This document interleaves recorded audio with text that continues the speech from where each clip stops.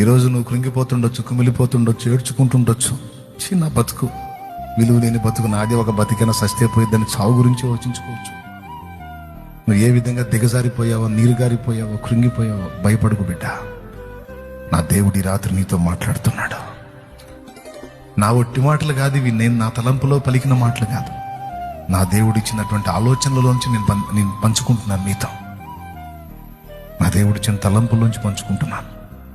నువ్వు ఎలాంటి వేదనలో ఇక్కడికి వచ్చావు, నువ్వు ఎంత కృంగిపోయి వచ్చావు ఇక్కడికి, ఎంత ఏడ్చుకుంటూ వచ్చావు, ఎంత దిగులు పడతా ఉన్నావు, ఎన్ని మాటలు పడున్నావో ఇప్పటికీ నువ్వు.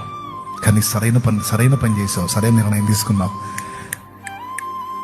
మోషే దేవుని దగ్గరికి వచ్చావు నువ్వు, యోసేపు దేవుని దగ్గరికి వచ్చావు నువ్వు, యాకోబు దేవుని దగ్గరికి వచ్చావు నువ్వు,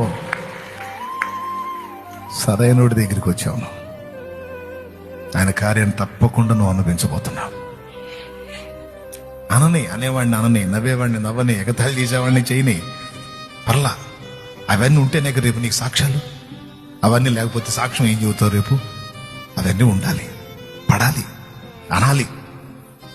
అన్నోళ్ళందరూ నీకు గుర్తుండాలి, వాళ్ళు ఏమన్నారో కూడా నీకు గుర్తుండాలి. ఆ బాధలన్నీ నువ్వు పడి ఉండాలి, అవన్నీ తినుండాలి. ఉంది, ఒక టైం ఉంది. Just wait.